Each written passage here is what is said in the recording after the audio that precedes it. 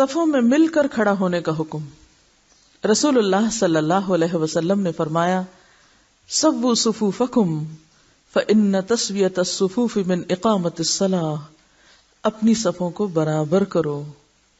بلا شبہ صفوں کا برابر کرنا نماز کے قائم کرنے میں سے ہے. صف کی درستگی اقامت صلاۃ کا حصہ ہے. قرآن حکیم میں ہے وَأَقِیمُوا الصَّلَاةَ، اور نماز قائم کرو. تو قائم کرو کا معنی کیا ہے؟ یعنی ارکان اور سنن کی تعدیل. تعدیل کا مطلب اطمینان سے ادا کرنا، ہر ایک کو اس کا حق دینا. تعدیل کا لفظ کس سے ہے؟ عدل سے ہے. عدل کس کو کہتے ہیں؟ انصاف کو. اور نماز میں انصاف سے مراد کیا ہے یا برابری سے مراد کیا ہے؟ کہ ہر رکن اس کا اپنی اپنی جگہ صحیح طور پر ادا ہو، ایک دوسرے میں ملا ہوا نہ ہو. سنن کی تعدیل اور رعایت سے نماز پڑھو. رسول اللہ صلی اللہ علیہ وسلم فرماتے ہیں کہ صفوں کا سیدھا کرنا بھی نماز کے قائم کرنے میں داخل ہے. اس سے معلوم ہوا کہ صفوں کا ٹیڑھا ہونا نقصان کا موجب ہے. صفوں کا ٹیڑھا ہونا نقصان کا موجب ہے. کیا نقصان ہے؟ اختلاف کا سبب ہے. صفوں کا بننا، باجماعت نماز پڑھنا اتحاد کا ذریعہ ہے، اور صفوں کا بکھرنا اختلاف کا ذریعہ ہے. رسول اللہ صلی اللہ علیہ وسلم نے فرمایا صفوں کو سیدھا کرو، کیونکہ صف کو سیدھا کرنا نماز کے حسن میں سے ہے. حضرت نعمان بن بشیر رضی اللہ عنہ روایت کرتے ہیں کہ رسول اللہ صلی اللہ علیہ وسلم ہماری صفوں کو ایسا برابر کرتے گویا ان کے ساتھ تیروں کو برابر کرتے ہوں، بالکل سٹریٹ. یہاں تک کہ ہم نے نبی صلی اللہ علیہ وسلم سے صفوں کا سیدھا کرنا سمجھ لیا.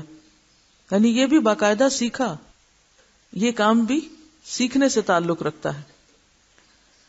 ایک دن آپ جماعت کے لیے کھڑے ہوئے اور تکبیر کہنے کو تھے کہ ایک شخص کو دیکھا، اس کا سینہ صف سے باہر نکلا ہوا ہے، یعنی ویسے لائن میں کھڑا ہے لیکن ذرا سا آگے ہو کر. پس فرمایا اپنی صفوں کو برابر اور سیدھا کرو ورنہ اللہ تم میں اختلاف ڈال دے گا. یعنی آگے پیچھے نہ ہو. فَتَخْتَلِفْ قُلُوبُكُمْ، ورنہ تمہارے دل بھی مختلف ہو جائیں گے. اور جب دل مختلف ہو جاتے ہیں تو اس کے بعد ہر چیز بکھر کر رہ جاتی. مسلمان اس بہت بڑی قوت سے محروم ہو جاتے ہیں جس کے ذریعے وہ اپنی دنیا کے بے شمار مسائل کا حل پا سکتے ہیں. آج مسلمان کیوں کمزور ہیں؟ غیر متحد ہیں، اتحاد نہیں. جب وہ ٹوٹ گئے، بکھر گئے، کمزور ہو گئے، تو پھر جو چاہے ان پہ جیسے چاہے حملہ کر لے، جہاں سے چاہے جس سے فائدہ اٹھا لے. کیونکہ صف بندی اور دن میں 5 دفعہ صف بنانا کیا سکھاتا ہے؟ ایک ڈسپلن میں آنا. اور کوئی قوم ڈسپلن کے بغیر آگے نہیں بڑھ سکتی. ایک برطانوی وزیر اعظم سے کسی نے پوچھا تھا کہ برطانیہ کی ترقی کا راز کیا ہے، تو اس نے کہا تھا کیو بنانے میں، لائن بنانے میں.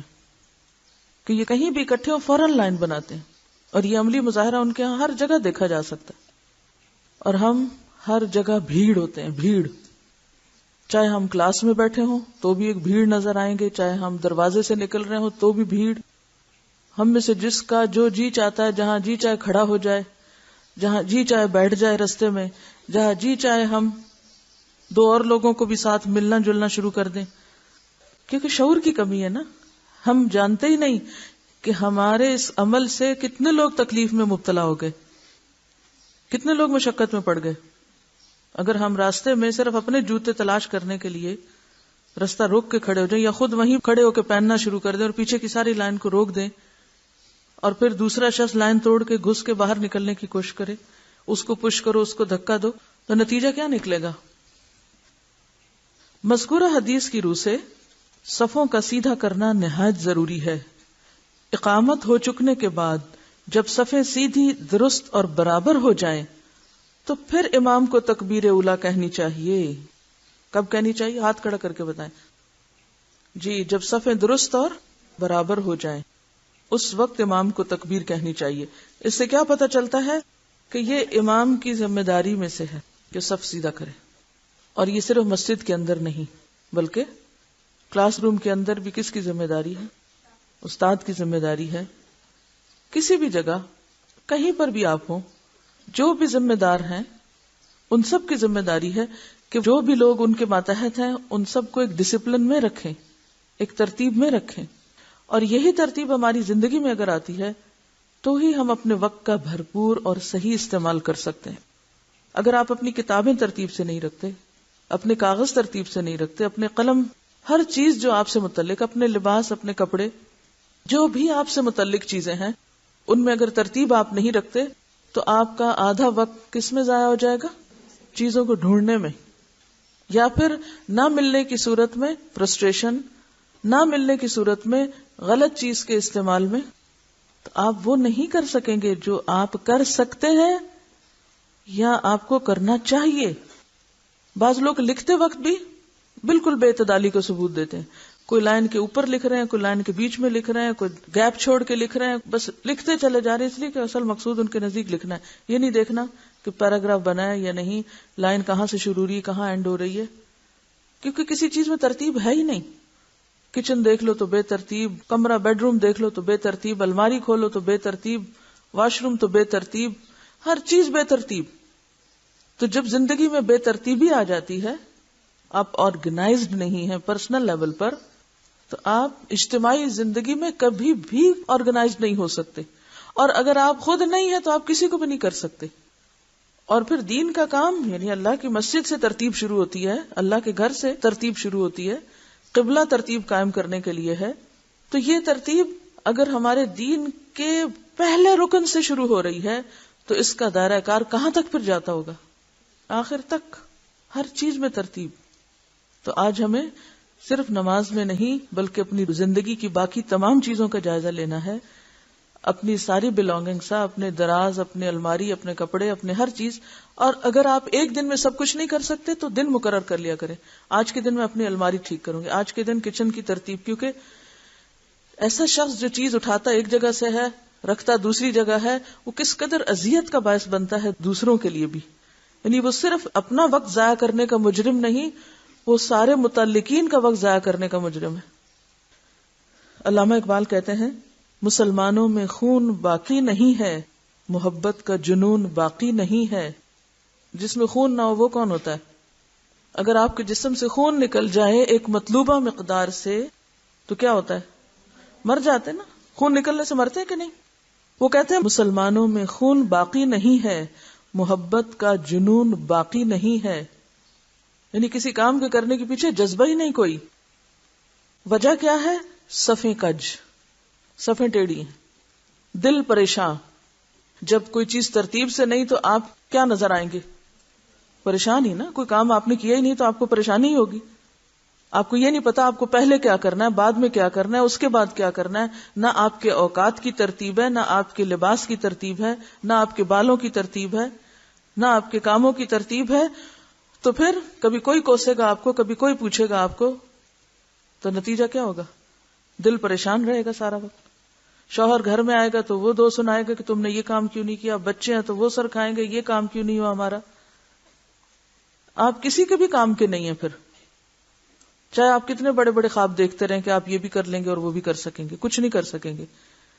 تو کہتے ہیں صفے کج دل پریشان، سجدہ بے ذوق. سجدہ بے ذوق کیوں؟ جب آپ پریشان حال پھر کھڑے ہوتے ہیں، کبھی آپ نے غور کیا ہوگا کہ وہ نماز جو آپ اطمینان سے پڑھتے ہیں وہ کون سی نماز ہوتی ہے، اور وہ نماز جو ٹکروں والی نماز ہوتی ہے، یا نماز پڑھتے ہوئے آپ کو یاد ہی نہیں ہوتا کہ کیا پڑھا یا کیا کیا. یہ کیفیت کب ہوتی ہے؟ جب دل پریشان ہوتا ہے. جب آپ کا دل پریشان ہوتا ہے نا، آپ کے سر پہ کاموں کا بوجھ ہوتا ہے، کیونکہ آپ نے ترتیب تو قائم ہی نہیں کی تھی کہ کیا کس وقت کرنا ہے. کوئی ٹائم ٹیبل ہی نہیں ہے آپ کا، کوئی ترجیحات ہی نہیں ہے آپ کی زندگی میں. تو وہ سارا غبار کہاں آ کے اٹھے گا؟ نماز میں. آپ تجربہ کر کے دیکھ لیجئے کہ وہ نماز ہی میں آ کے آپ کو ہر چیز پریشان کرے گی. وہ کہتے ہیں وجہ کیا ہے؟ کہ جذب اندرون باقی نہیں ہے. جذب اندرون باقی نہیں، اندر کوئی چیز جذب نہیں ہو رہی، ابزارپشن ہی نہیں ہے. صفوں کا ٹیڑھا پن، باہمی پھوٹ، دلوں کے اختلاف اور باہمی کدورت پریشانی کا باعث ہے. یعنی دلوں میں بھی کدورت آتی ہے پھر، کیونکہ جب زندگی میں ترتیب نہ ہو تو ہر وقت ایک چپکلش اور ایک کھچاؤ کی کیفیت رہے گی، پھر اس کا نتیجہ کیا ہوگا کہ دلوں میں کدورت آئے گی ایک دوسرے کے خلاف.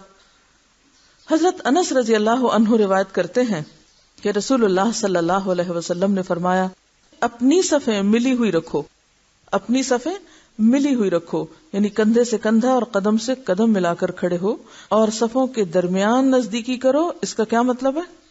ایک صف اور دوسری کے درمیان اتنا فاصلہ نہیں ہونا چاہیے کہ ایک کمرے کے اگلے سے بن جائے اور ایک پچھلے میں، اور بیچ میں پورے کمرے کا فاصلہ ہو. نہیں، ایک صف سے دوسری صف کے بیچ میں اتنا ہی گیپ ہو کہ پچھلی صف کے لوگ آسانی سے سجدہ کر سکیں. یعنی دو صفوں کے درمیان اتنا فاصلہ نہ چھوڑو کہ وہاں ایک اور صف کھڑی ہو سکے. اور گردنیں برابر رکھو، یعنی سب برابر جگہ پر کھڑے ہو کہ گردنیں برابر ہو.